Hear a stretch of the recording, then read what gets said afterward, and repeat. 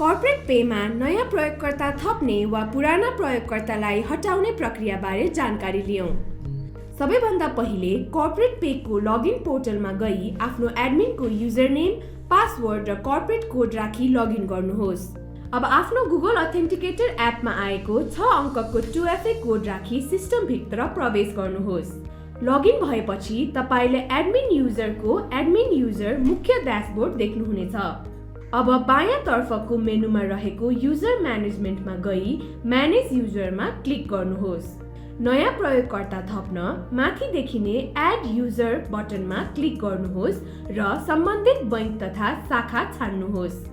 यहाँ नयाँ प्रयोगकर्ताको नाम, मोबाइल, इमेल र रोल, भूमिका, इनिसिएटर, अप्रुभर और रिपोर्टर भरेर एडमा क्लिक गरी सबमिट गर्नुहोस्। तपाईको अनुरोध सफलतापूर्वक सबमिट भएको नोटिफिकेसन स्क्रिनमा देखिनेछ। यो प्रक्रिया पूरा गर्न आवश्यक कागजात सहित बैंकमा सम्पर्क गर्नुहोस्।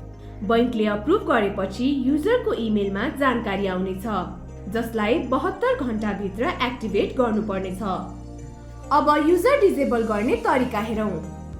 सबैभन्दा पहिले कर्पोरेट पेको लगइन पोर्टलमा गई आफ्नो एडमिनको युजरनेम, पासवर्ड र कर्पोरेट कोड राखी लगइन गर्नुहोस्। अब आफ्नो गुगल अथेन्टिकेटर एपमा आएको 6 अङ्कको 2FA कोड राखी सिस्टमभित्र प्रवेश गर्नुहोस्। लगइन भएपछि तपाईले एडमिन युजरको मेन ड्यासबोर्ड देख्नुहुनेछ। अब बायाँ तर्फको मेनुमा रहेको युजर म्यानेजमेन्टमा गई म्यानेज युजरमा क्लिक गर्नुहोस्। म्यानेज युजर लिस्टमा तपाईले हटाउन चाहनु भएको युजर नेमको छेउमा रहेको रातो आइकनमा क्लिक गर्नुहोस्। तपाई साँच्चै डिसेबल गर्न चाहनुहुन्छ भनी सोधिने बक्समा यस क्लिक गरी कन्फर्म गर्नुहोस्।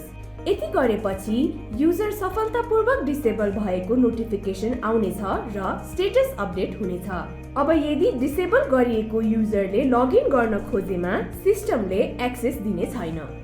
थप जानकारीका लागि सम्बन्धित बैंक तथा वित्तीय संस्थामा सम्पर्क गर्नुहोस् वा support@nchl.com.np मा इमेल गर्नुहोस्।